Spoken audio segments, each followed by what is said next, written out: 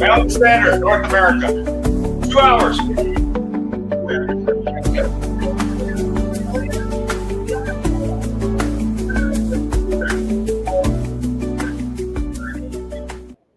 Here we go. Welcome to Leap Sales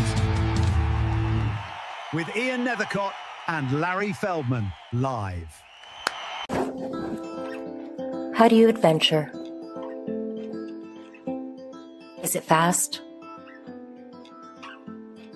Is it free? Is it clear? Is it rugged?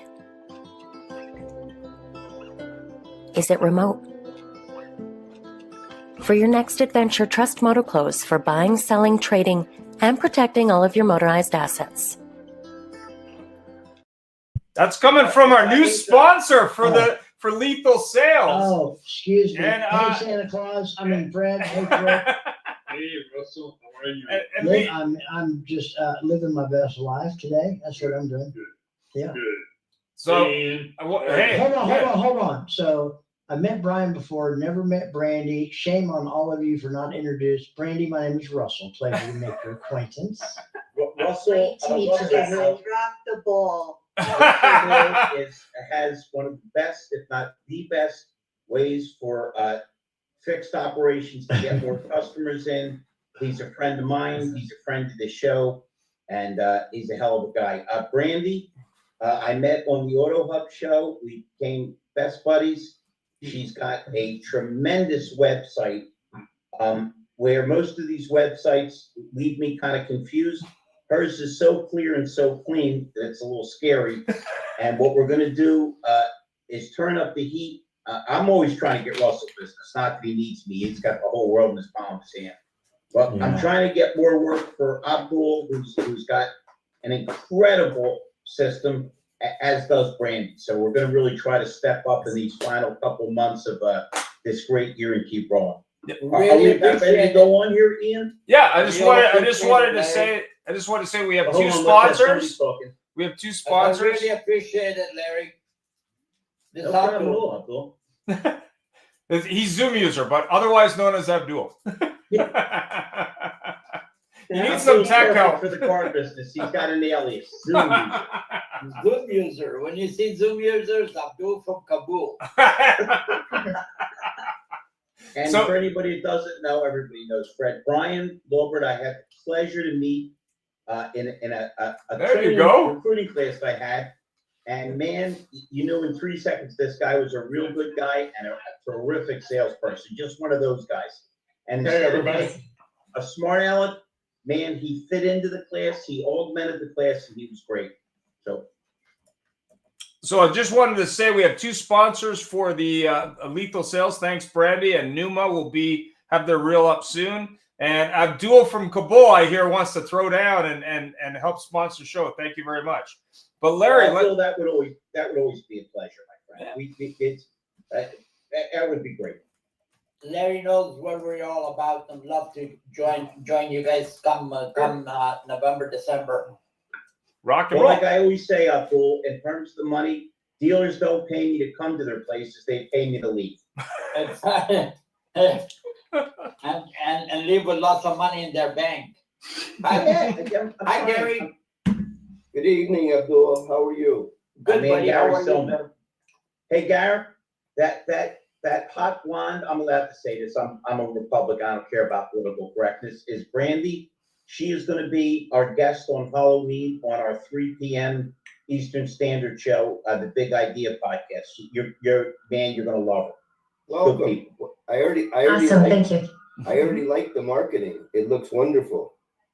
Oh, awesome, thank you. Yeah, I appreciate that so much. That was a nice video, and I'm sure that we'll learn about it. And if it makes life easier from wherever they sit, that I'm in. End to end. Super simple system. Wonderful. Sounds great. Thank you, Gary. So Larry, You're we're talking. welcome, Sandy. Go ahead. Sorry. So Larry, it's about overcoming objections or overcoming challenges. Is that's the official title for the episode? Are we talking about tonight? Yeah. Absolutely. And in fact, whenever you guys are ready to get started, I want to talk about a couple things Yeah, go ahead. myself. I'll let me start off this time, and then we'll roll through everybody. And welcome, Sandy. So, who wants to start? I know Rhonda had some challenges with shipping this week, but who wants to start with turning challenges into opportunities or overcoming them? Thanks, Ian. Sorry. Yeah. You want to start with overcoming challenges, how you do that in your life? No. I just ignore them. Just ignore them. Larry's got something to say, I think. Yeah. Hi, everybody. Absolutely, positively. If we're going to talk about overcoming objections, let's start with the fact that you need to get the roadblock out of your mind before you can get the roadblock out, right? If you're reading the Bible, it could translate to take the plank out of your eye before you take the splinter out of your neighbor's eye. As long as we look at things positive and we look at everything as an opportunity, I don't think you can go wrong. If I seem even crazier and happier than I normally am, I had a whole bunch of interesting things happen when you don't lose faith and you're not afraid to overcome objections. I had 3 or 4 people this week hit me with the fact that, well, we used other recruiters. I think I came up with a good line, guy. The guy told me I already used a recruiter. He was bad. I said, does that mean if you went out on a bad date, you wouldn't date anymore? Signed up 4 different groups of people in the last couple of days. And I have, I think everybody on the program knows by now, I have a really cool rock and roll band called The Real Fugitives. And because Brandy and I became really good friends, and I sent her some of the music. And Brandy decided to overcome the objection that, more people should know how good Larry Feldman is, because he's way too humble to, talk about himself. If you believe that, I really am a good salesman. So she decided to put my Looking for Elvis video from my band, which I wrote the song, I'm singing the song, I'm playing guitar, I directed the video, and then she decided to boost it. So my drummer calls me freaking out. He says, man, we have a new super fan, and we got 12,000 views, which is pretty damn good. And I said, oh, cool, I'd love to reach out to them. Who is it? He says, Brandy Lingle. I says, okay. So I think you're going to find that your life is filled with nothing but objections. And you need to object to the fact that there are objections and just keep rolling around. One other thing before I jump off, I met Sandy Zanino about a year or 2 ago through Ian Nethercott. And we immediately decided we were on different sides of the political spectrum. Then we went on Ian's show and decided it was going to be mud wrestling. Guess what? We've gotten so tight in the last 2, 3, 4 weeks that we're considering doing a podcast. My suggested title being Opposites Attract. So here you've got somebody that's tremendously liberal, Democrat, tremendously conservative, Republican, and all of a sudden we're agreeing on a whole lot more. So the message is, it's really easy to overcome objections if you look at it, as I always say, never look at things as barriers, look at them as challenges. It's much cooler to be friends with a Sandy Zanino and for Sandy to say, I think Larry's insane, but all of a sudden I like him. It's much easier if we approach things and realize we're going to get past them, we're going to get around them, we're going to get over them. And I'm telling you, I had all week, I had people tell me, well, I can't do, we signed everybody up. We're going to move forward. We're going to make Abdul make sense with his great program. We're going to make Brandy make sense. Ian and I have the most evil plans you ever saw for world domination. Sandy and I are going to do a podcast. It's going to blow everybody's mind. And for anybody that doesn't know, Silman is maybe the best F&I guy in the whole state of Connecticut. We got Wendy Reeves, who's the BDC queen. Brian Lawbert is going to take over the Ghetto Group because it's a great store, but this guy's got sales muscles like you never saw. Mike Larkin, everybody knows who he is and what he is.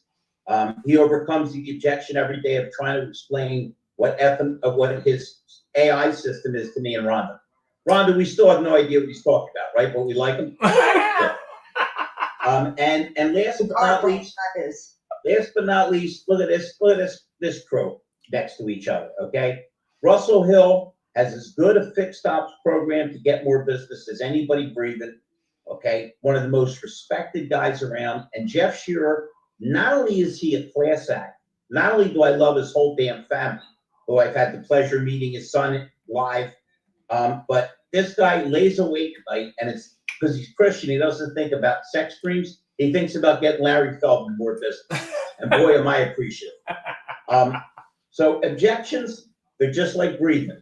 Let it breathe them in, breathe them out, and keep rolling. And that's all the hell I have to say on that subject.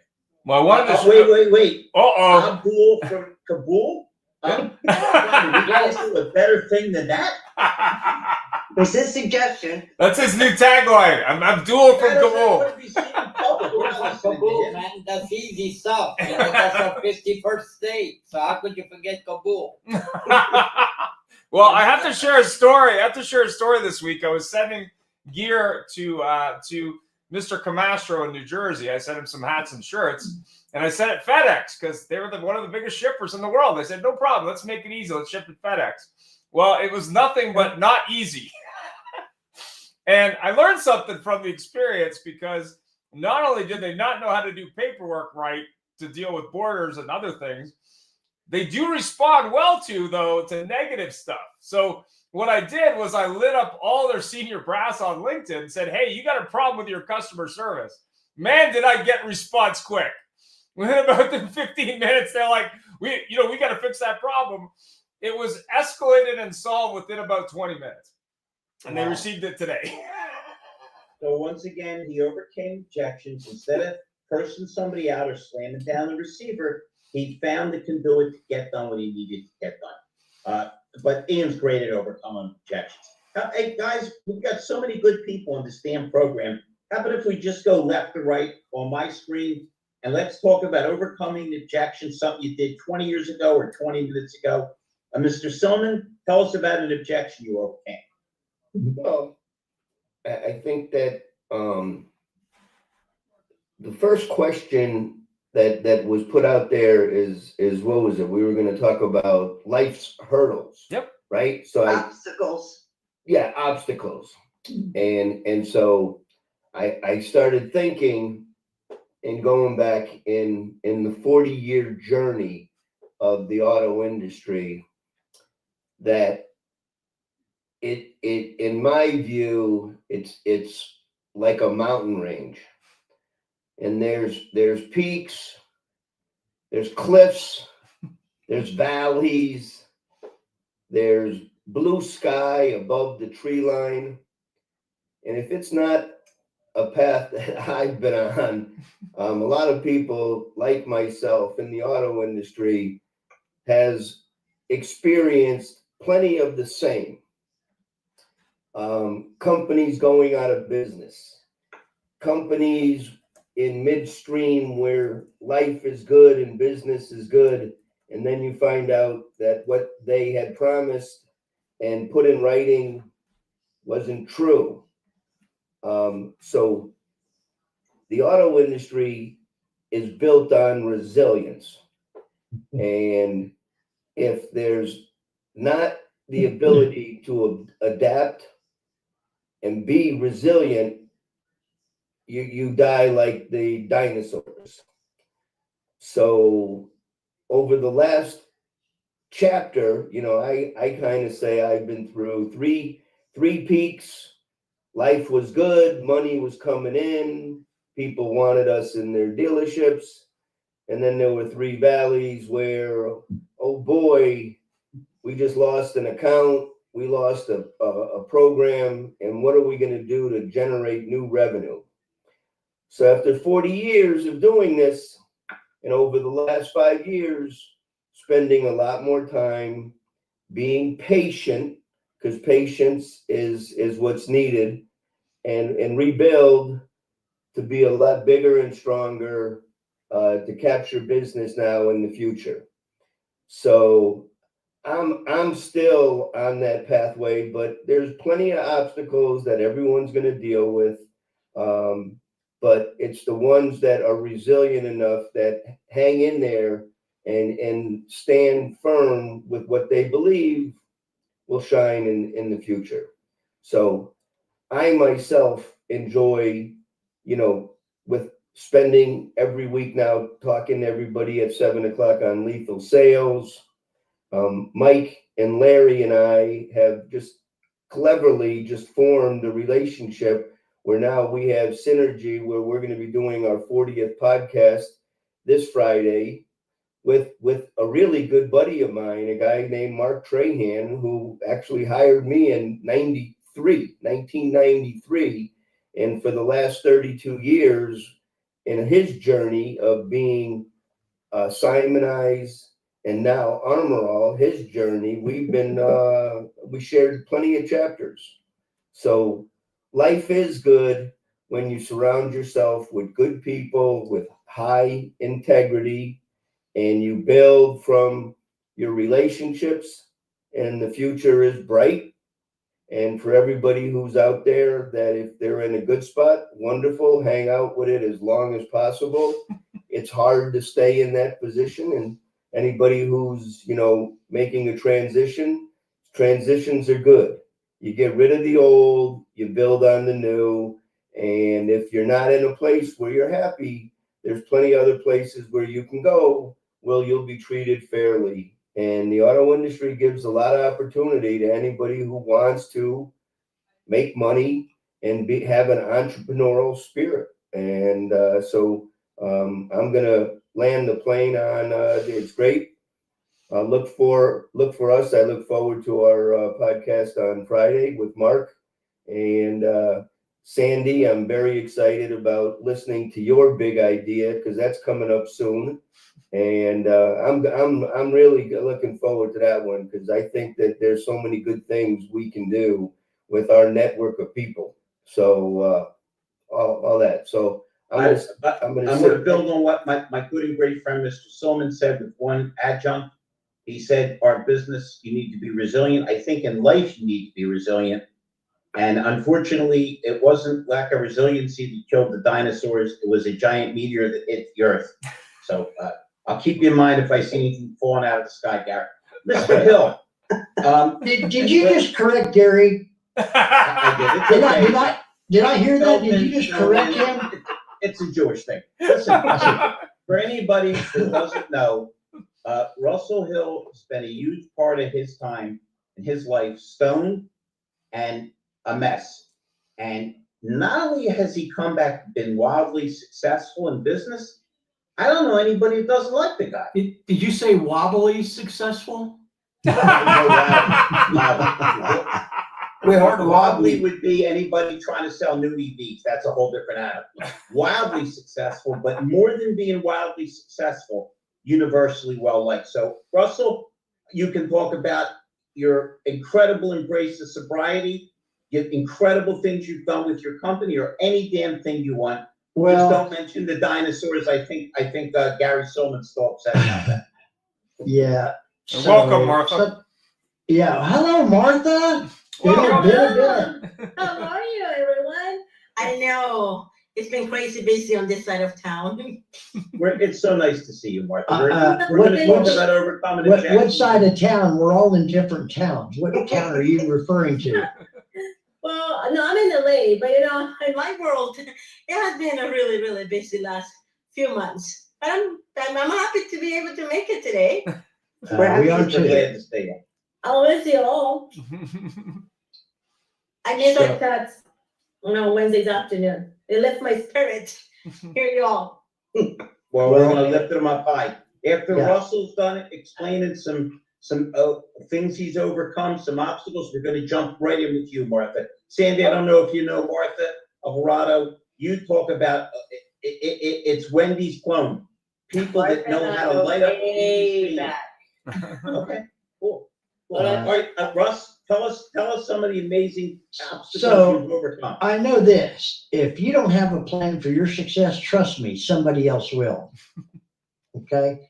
And I also know this, that whatever the significant problems and challenges that we all have right now at this moment, they're not going to be solved at the same level of thinking you used to create them. There's only three things that will. And that's a huge part of what I attribute my success to, because if the branches are bare, au contraire, you're not going to catch me there. I associate with winners and people that are thinking outside the box. And I know that, and some of you probably already heard this, but at this moment in my life, this is just my experience. I'm a sum total of everything I've ever seen, heard, read, or done. And the definition of Sandy, we all know what that is, right?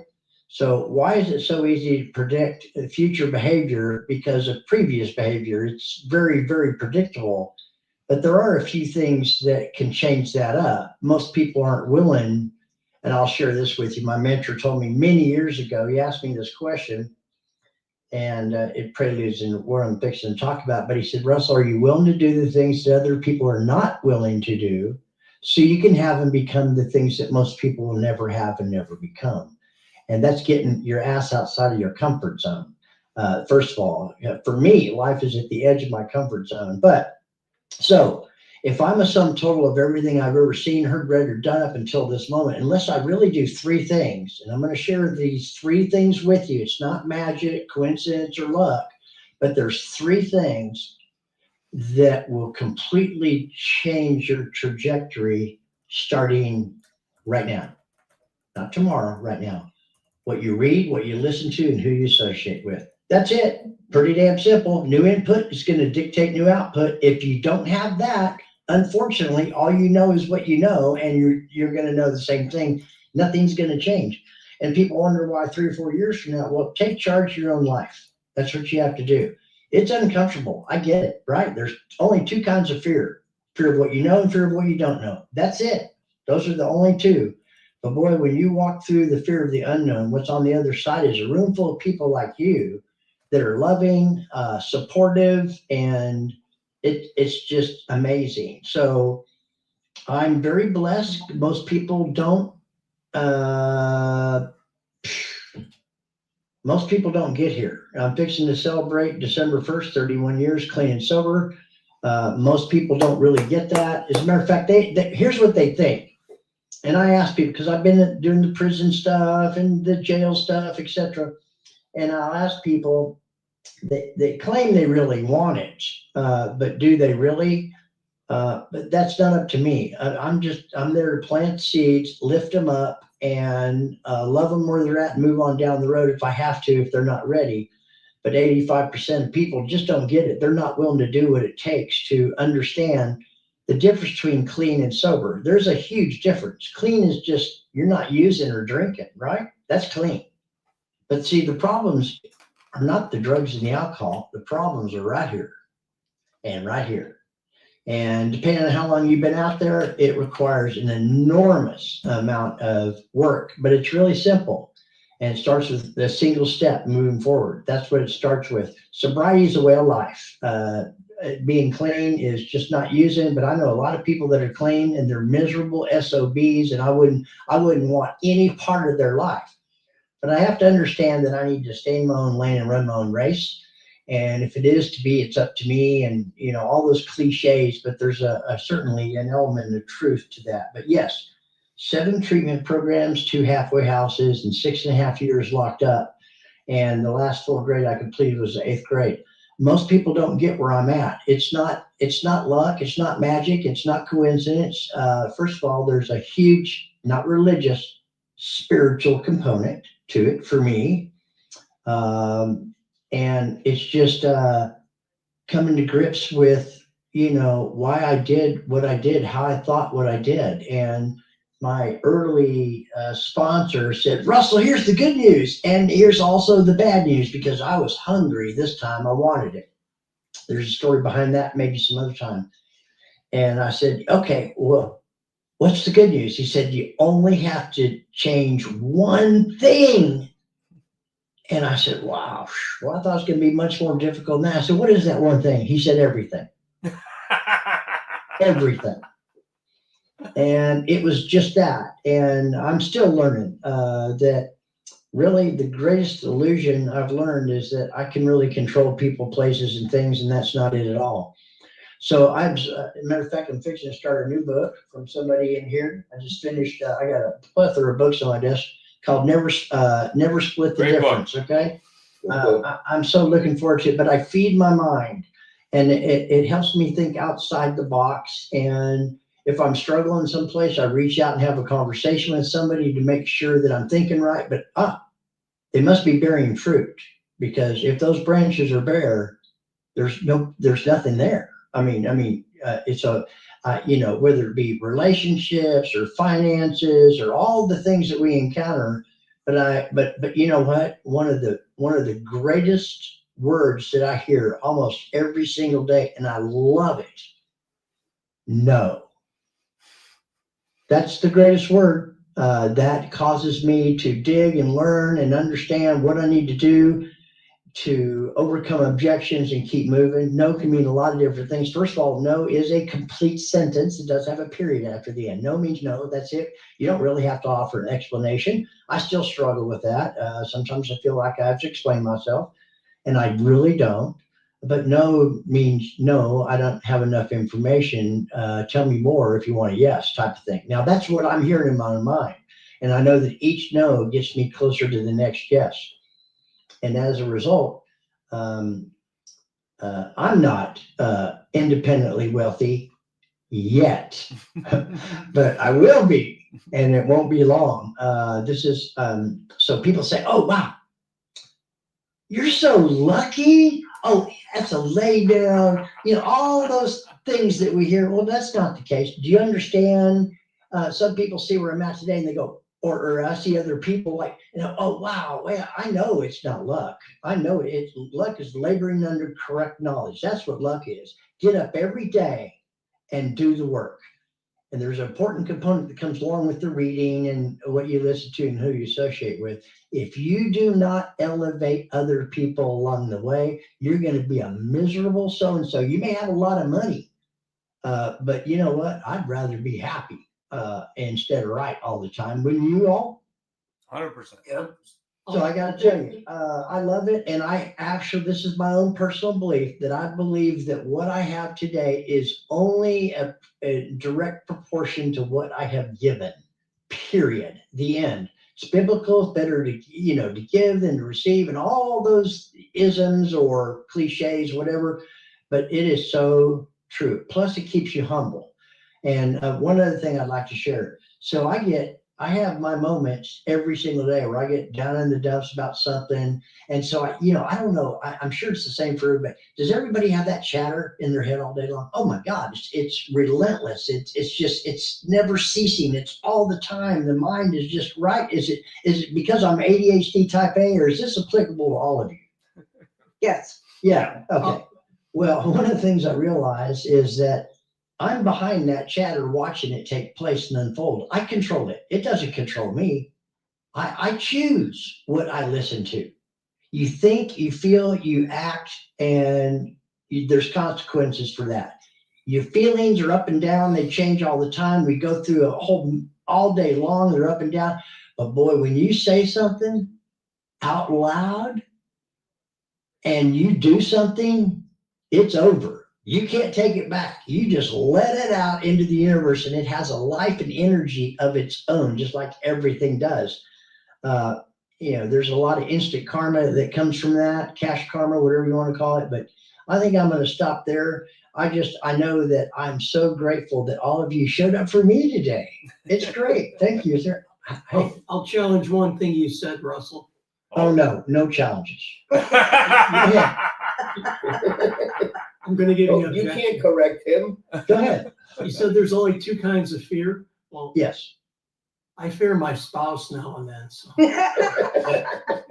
Okay. All right. I might fall under fear of the unknown. I don't know. That is a healthy fear, but it's true. We get in these circles where we're surrounded by people in our comfort zones, right? We all have them. Our family and friends and social and church, whatever this, we all have all these different things around us.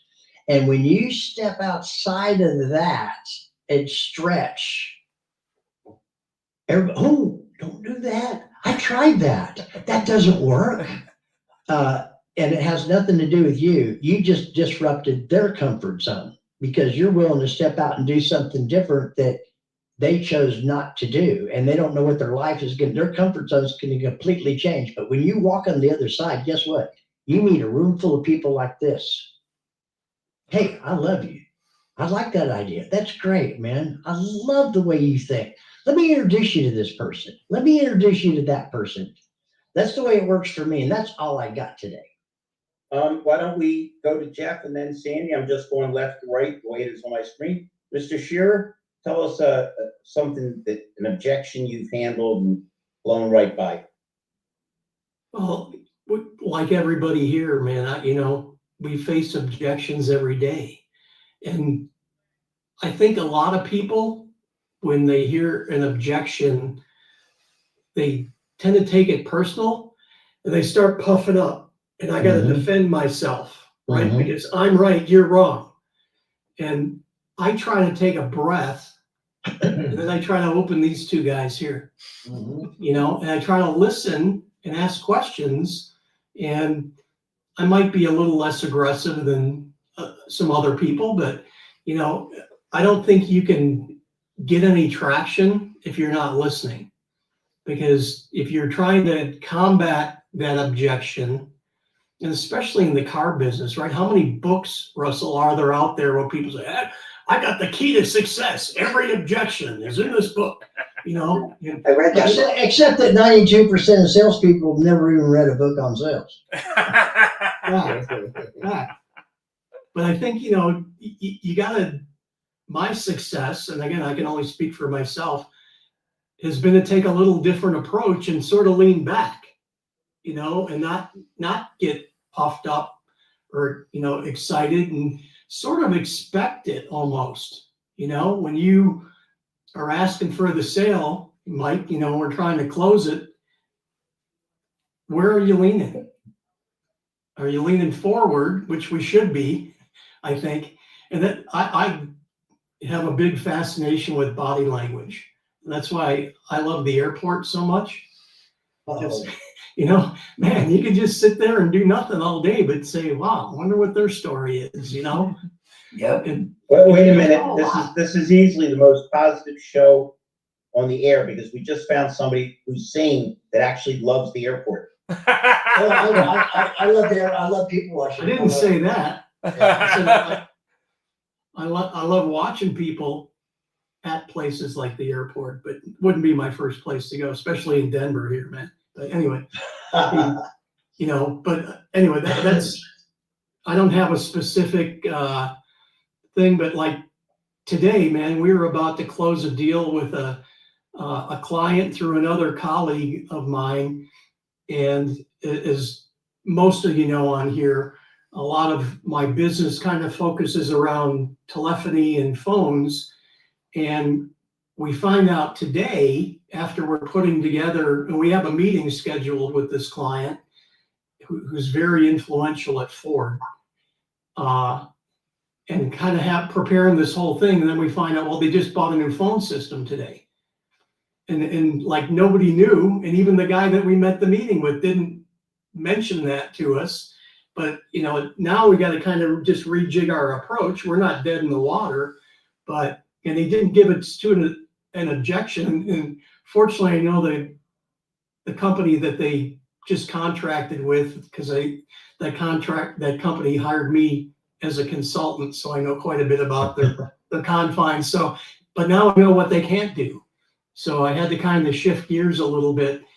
And again, I'm glad I didn't find it out during my presentation, because then I would have been kind of doing the Irish two-step a little bit, to figure out where I'm going with it. But now I have a pretty good direction. But anyway, I guess to land my plane very quickly, these ears need to be used more than most of us do. Love it. Sandy, let's hear some objections that you've overcome. Well, hello, everybody. I'm really enjoying listening to everybody. There's one thing that's become true in my life. This Saturday, Russell, I get to celebrate another year clean and sober. I love it. October 25th, 1993. Wow. Was my first day clean and sober. And so it's a special day. But the one thing that has started to become clear to me back then and is so clear today is that I'm always in the right place at the right time, right? Because this overcoming objections and overcoming challenges. Okay? Russell, I really enjoyed listening to you share. Thank you. In some of the things that I've learned is, through doing these things that we have, these steps, is that I also have to know myself, right? I have to do, part of for me, staying the way I am a day at a time, meaning without a drink or any kind of solid substitute or any kind of substitute, involves doing an inventory, right? A fearless and thorough. Critical. And it is. And sharing that with somebody. And I called somebody today. It's hilarious that this is the thing, because I'm like, I have made a pivot. I've had a lot of challenges to overcome. The other thing that not to make it seem like, oh, I have all these, big things. A lot of people have way worse things than me.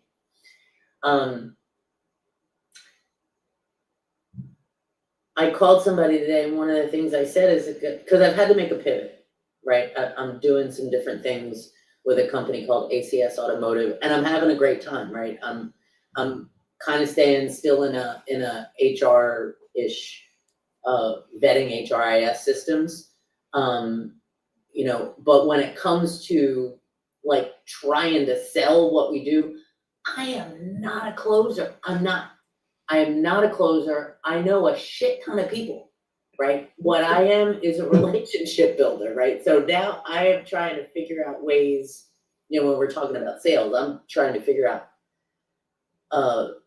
take my time, right? And it takes a long time to build a relationship, a real relationship, because I can't do anything that is inauthentic. Yep. It isn't part of me. It's just not part of me. And so part of the challenge that I've had in trying to pivot to doing like some sales things is feeling like I am imposing on my friends, like people that I really, really care about, right? So I'm working through that by miraculously being in this room where I get to, listen to people like you. And also knowing, talking about challenges in 2017, in 2016, I left a job where I was super safe, was never going to lose that job. It was going to be great. And I went to another place, and guess what? That job went away 8 months later. Mm-hmm. And then, I've overcoming that was the same thing always helps me. And it is knowing that everything happens for a reason, right? You may not know what it is at the moment and really don't like it, but just keep going and putting one foot in front of the other and That's right. trying to do the footwork, right? Trying to do something. And then I had another one, like I've made strategic errors along the way. I had, Larry, a recruiting business, right? We were killing it because I, not salesperson, but relationship person, brought in a giant client, right? Giant client. It was a partnership. And it was a partnership. I'm not going to retell the whole story, but I lost hundreds and hundreds of thousands of dollars because of a strategic error that I made. So I had to make a decision to let that go and know that there's a reason somehow. I still don't know exactly what that one is, but what I can't live with is those feelings inside of when a challenge like that comes along, right? So I had to let go. That's huge. And I know, even though things are really hard right now, things are really hard. But I gotta know myself, right? I gotta know that what I'm best at, I gotta remember this, right? What I'm best at are people. And I tell you what, I'm terrible closing. I'm really good at fundraising, right? Like Overcame. I raised so much money. I got so many sponsors, like I'm good at that, which is why I think Gary can't wait to talk to you about my big idea. Somebody was saying something about, it was you, Russell. Once you open your mouth, right? So I opened my mouth about this big idea, and then they were like, come on the show. So I had to make a deck, right? I had to put the plan together. And now I have a meeting with, Anyway, I think the message is clear. yeah. We're always gonna have objections and problems. We keep moving on. and But we you gotta keep know going. yourself, Larry, is Yep. what it is. And we should Mhm. also never assume what political party someone is affiliated with. Exactly. And if they do, what's the difference? We're in America. Everybody gets to say. By the way, one note that's important to note, the irony of life. Russell is celebrating his sobriety, the anniversary as December 1st. I was born on December 1st, and as we celebrate our good and great friend's sobriety, think about how many people I have driven to drink on the same day. Hey, Sandy, one thing that I'll just share, when you say you had to make a strategic decision, we have a saying that kind of circulated at our church that sometimes in a storm, the best thing you can do is cut the rope and cut the anchor line and grab a plank. Love it. And Hey, why don't we, we've got she's great, making an Jeff. appearance on our show, but we're gonna have her on a lot. She's a good friend of ours. Brandy, tell us about some objections you've overcome. Honestly, I love the panel, by the way. I've been trying to get here for so long, and so I believe that this is the beginning of definitely many visits for my attendance. So a couple things that struck me in everybody's feedback, especially, is I've realized, like I'd say in this last 6 months, I'm not learning if I'm not hurting or challenging, sadly enough. You know what I mean? It almost has to sting a little bit for it to really sink in. When we talk about our comfort levels, one of my favorite Brandyisms is I do my best work in my comfort zone. So where people have the fear of the unknown, that to me is kind of where that magic lies, right? Is, that's being the 1% has to do the things that the other 99 won't do. And so therefore you get to a point in life, and I think it's probably derived by the challenges in my childhood, because grew up extremely poor, like, no lunches, no food in the cupboards. My parents were divorced my whole life. Yeah. And like poor. We lived in a complex that was 5 years we were there. My house was broken into 8 times, right? Like rough. And I think that I've come to realize that honestly, it's the hurricane that's made it. You know what I mean? It's like, if you have been faced with so many challenges, there isn't stuff you can't face. And I do believe it builds such a different tolerance to stress. Whereas what most people would be facing, and,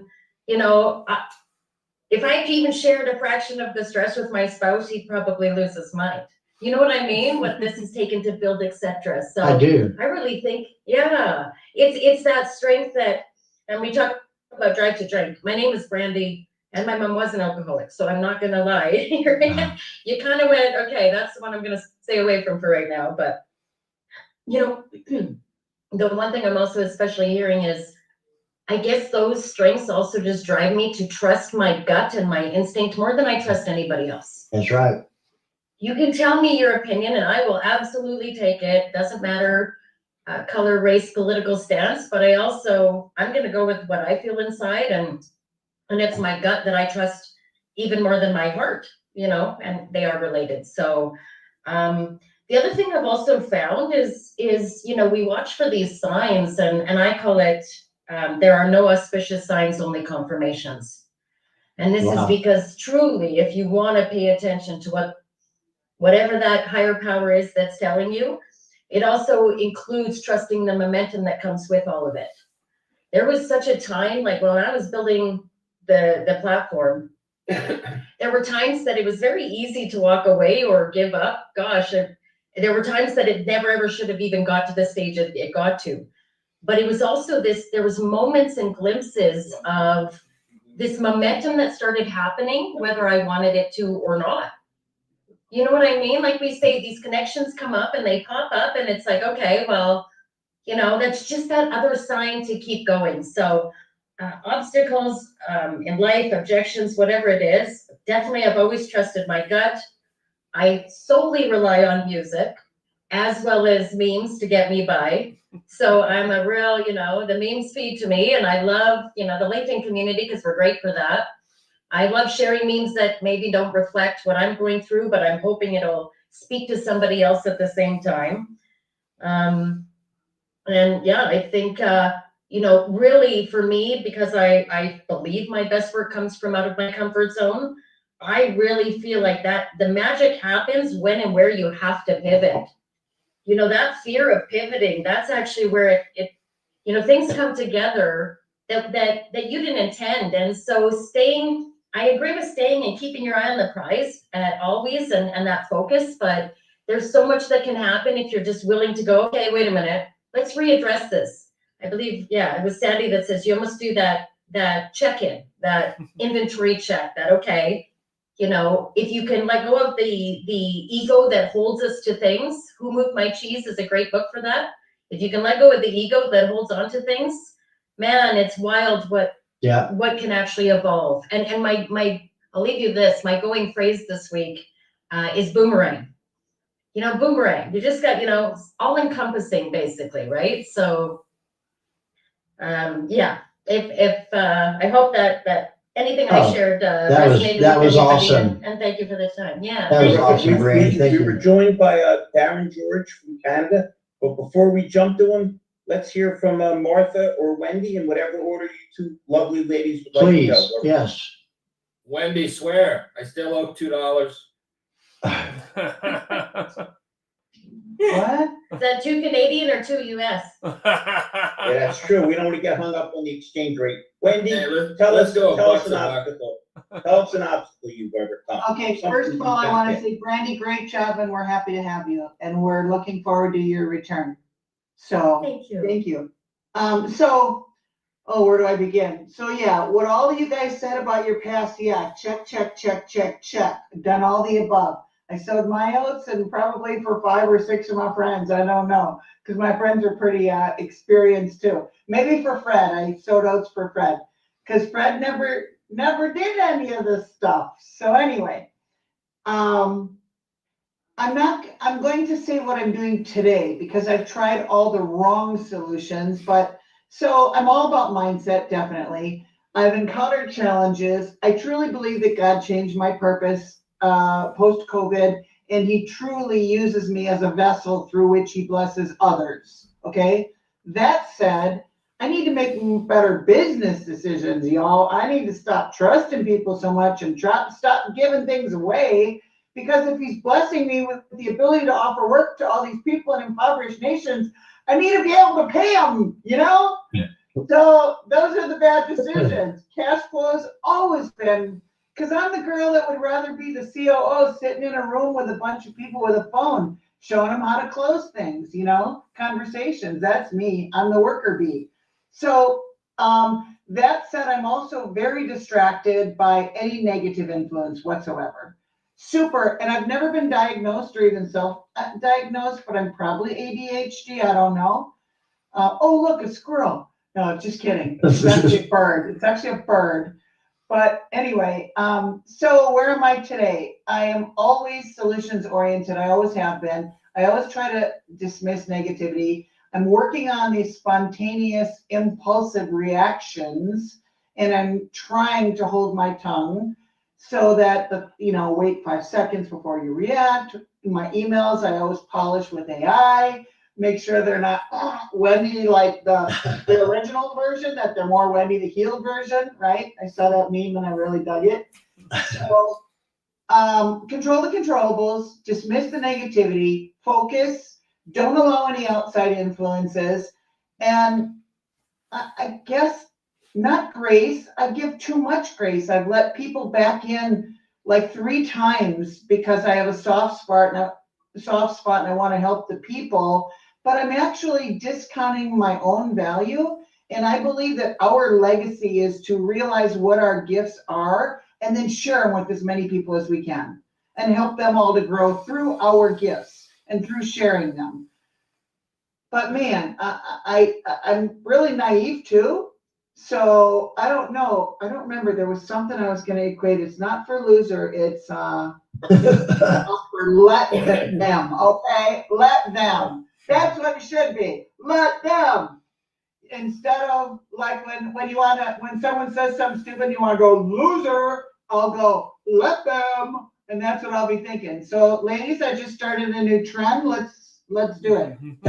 Hey, Martha, Wendy, you know we love your input. Martha, you always come through in the end. Tell us an objection you've had to deal with that you rolled right through. And Yeah. It's so nice to see you again.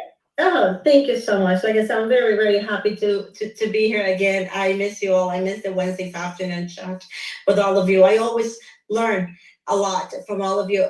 I think you all have talked about one very important thing. And a couple of years ago, I made a decision that I was only going to allow in my circle those that can contribute to my growth and can lift me up. And Right. one of the reasons why I did that is because even though, I can say I didn't have a problem of staying sober, right, and clean. Okay, I did have a major challenge being probably clean in my head, right? I always, I often suffer major depression, and every single tiny little bit of thing will bring me really down. It made me go through that dark tunnel. So it was a big challenge, and I never wanted it to be hooked into those pills, because that's what the first thing that they do, right? They give you a bunch of pills so you don't have these bad thoughts, but in reality what those pills do is numb you completely, so you don't even think about nothing. So I think when I made that decision, it played a big impact in my life. And I start changing the way that I see things. I start changing the way that I interact with others, because if it's negative, if it's not something that can build me up, something that make me grow, okay, or if it's being negative towards other people, then I don't want to be part of it, because Right. I already have too much negativity in my own head. That, like Rosa was saying, that little voice, that crickets in behind, right, that inside your head, like talking to you all day. I already had enough of that. And, so I think my biggest challenge was mastering my emotions, knowing that it didn't matter what I was going through. I had to give grace to myself first, master the emotions. And when I didn't learn to master my emotions, I learned to give second thoughts, right? Not to speak too fast, not to speak out of a burst, just because my reaction, think about it first, and then providing my opinion or my answer. And it has helped me so much, because now also it helped me to start really looking for solutions, where the old me was only looking for problems. It is the problem. Oh my God, what am I going to do? And then okay, it changed and it shifts the focus.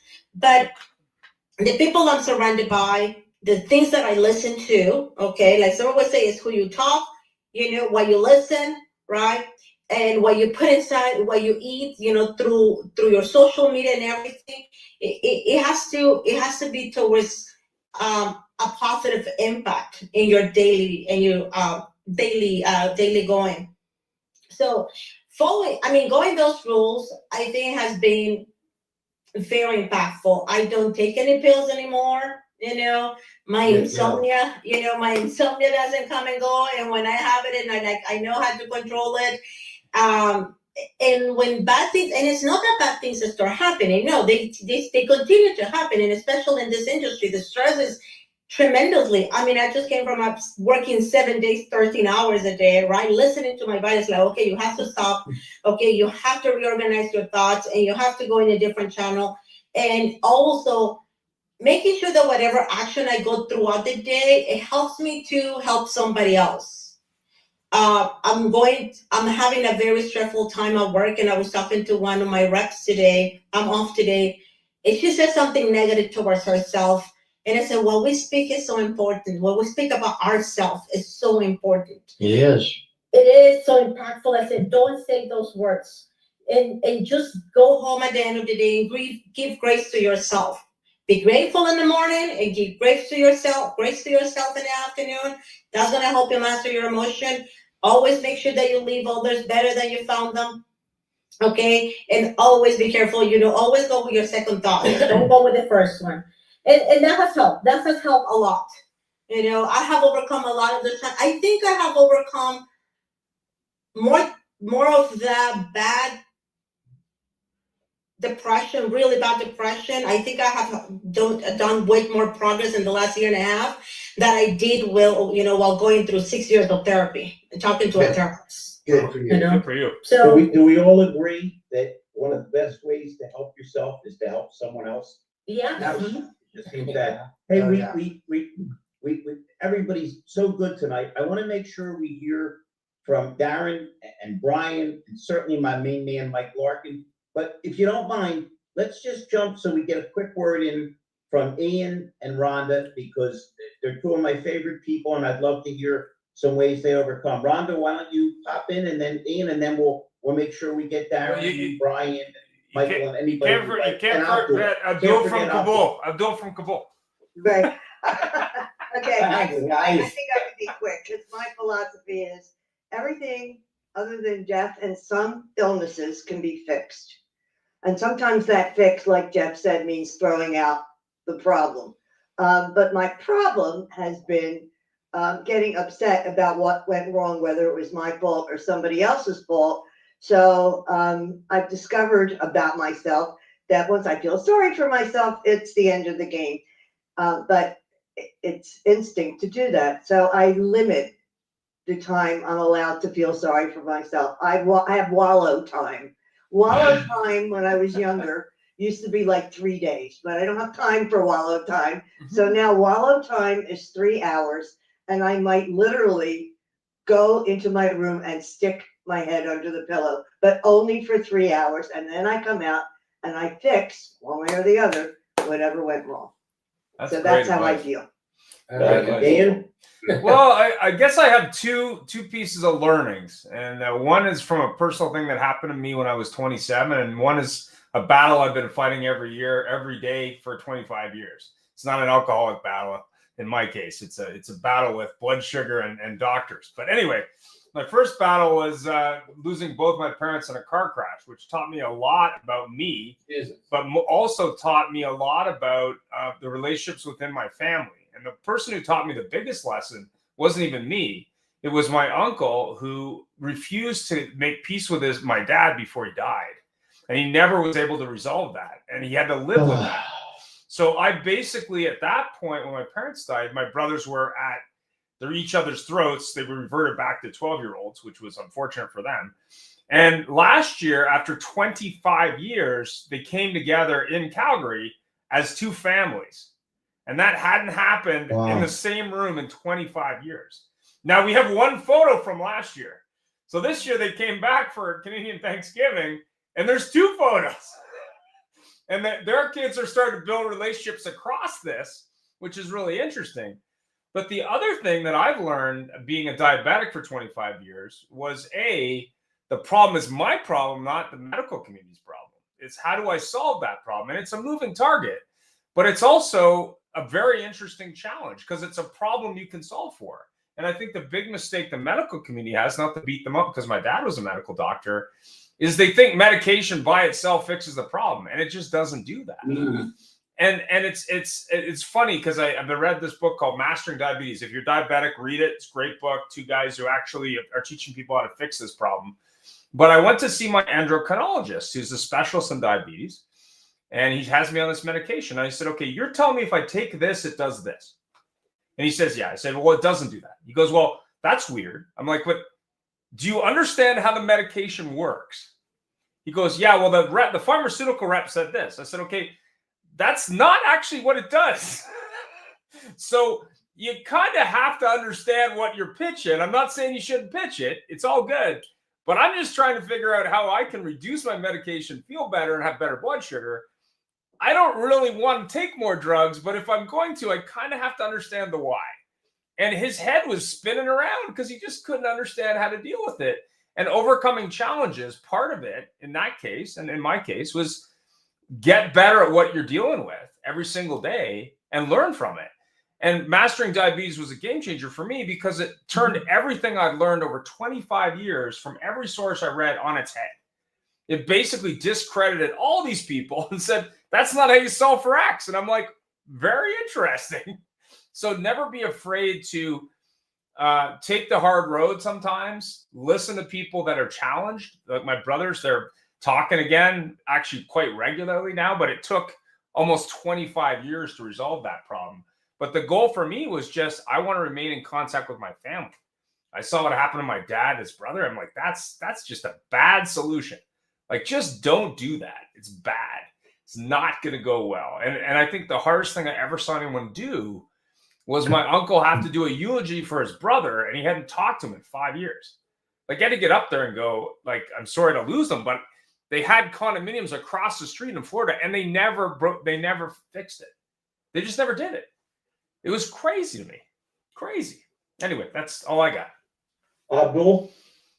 It's been so amazing hearing everybody, but every June, because when you're born with what I was born with most of you know, but every June I celebrate another year of another life, because I never thought to see my teen years, let alone reach age 40, 50, 60, and now just celebrate my 70th. So throughout my teenage years, it was on pins and needles, but I'm going to live or not with my heart condition. And then once I got my surgery done in 1973, then after that, it's been wondering whether I was going to survive till 40. And God Almighty willing, I hit 40, and that's when the light went off my head and said, hey, Abdul, from Kabul, you may have a few years on this beautiful earth. And I went to work, and then I really became a helper to hundreds of newly arrived Afghans from war from Russia, and with our intervention in 2001.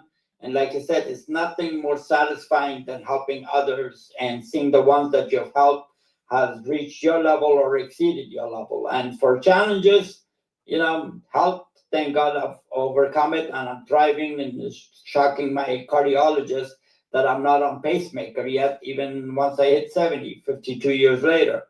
And then, of course, getting 2008 and 9, that was a huge challenge economically in the automotive business, as we all know.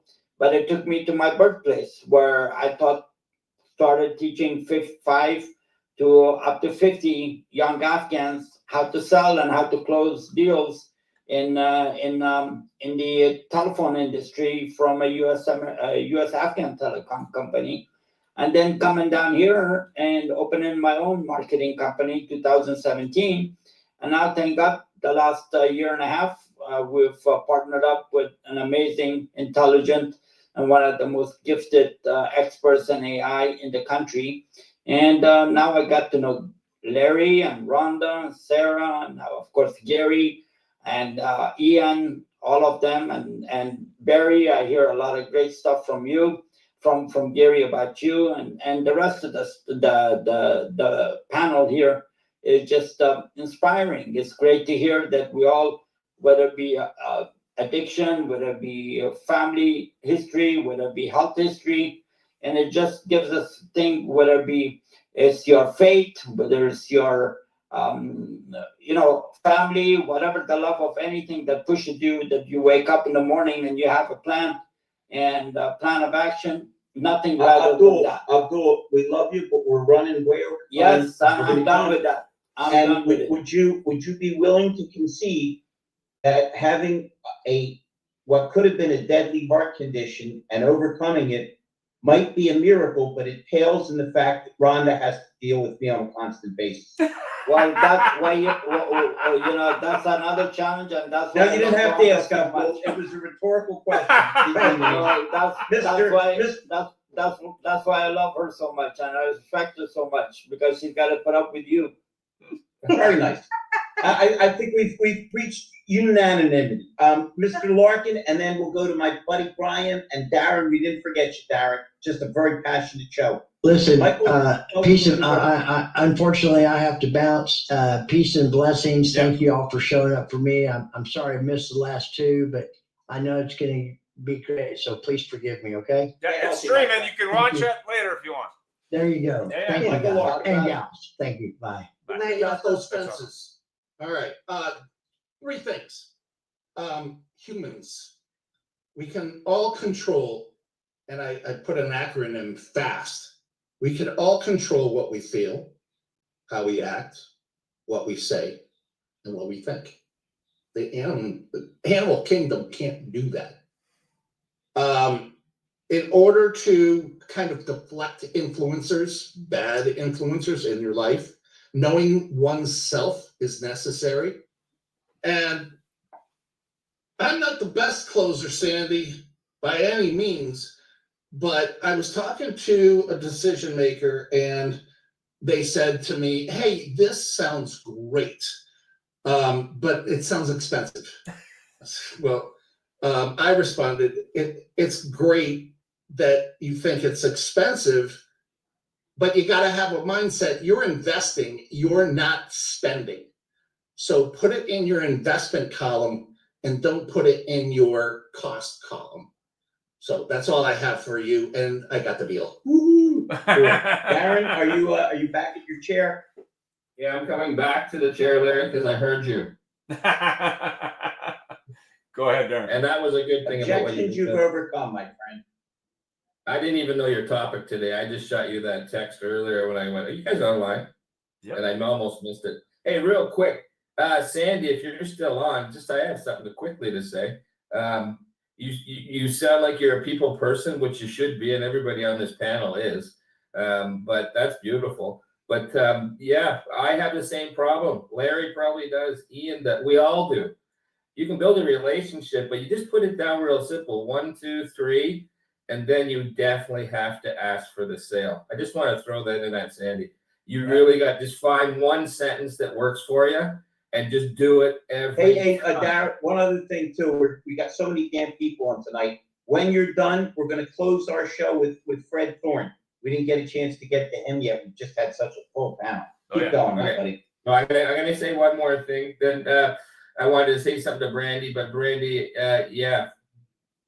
Anyway, I won't even go into that, but maybe you could chat another time. But you want to know what I've been doing lately? And I'm not going to go into closing or whatever you said, Larry, and objections, because I'm not sure really the whole topic, but it seemed like it went all over the place, which is very interesting, people's stories. Yeah. But you want to know what I've been doing lately? I've been trying to do personally new experiences every day.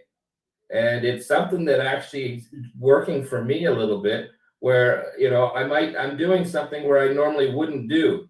And I don't know if anybody else ever tries that, but it's actually kind of cool. So just, I don't know. I'm not sure if, again, the topic went a little sidetracked. Forget it. We're not sure either. The topic's a suggestion. That's it. It's the guardrails come off on the show immediately. Okay. Immediately. Well, yeah. Just so you know. This is not the main show on Monday. It's a different show. And that's a good thing. I'm going to do a boat thing. And I know some of you guys down in the States, you just heard me say boat and bout, whatever. But I pulled my boat came out of the water last week. And long story short, I drove my dinghy around in the pitch dark. And it's a little dinghy driving around. My friends left it. And I said, I'm just going to drive it anyway. I went for a little rip at midnight. And you want to know what I said? Well, this was an experience. Fred, tell us, man, I know you've been there and done that. Tell us an objection you overcame, my buddy. Wow. Nice back. The Lord gave me a dream the other night about life, you know. Told me there's only two things to worry about. If you're going to be well you're okay. You're gonna be sick and eat. You got two things. Are you gonna get better or are you gonna get worse and die? If you get better, no problems. If you die, you get two choices. You're either gonna go to heaven or you're gonna go to hell. If you go to heaven, no problem. If you go to hell, you have two choices. Original or extra crispy. Better weather, Fred, and think about how fun it'll be to see all our friends from the car business down there. Really? Yeah, hopefully we don't Hey, get guys, snow for NADA 2026. What a fabulous night. We appreciate all your input so much. Thank you all so much, and we'll look forward to seeing you next Wednesday when I believe Rhonda is cooking up a Halloween theme. All right. Awesome. Everybody dress up. You got it. All right. Peace out. Okay, thank you, everyone.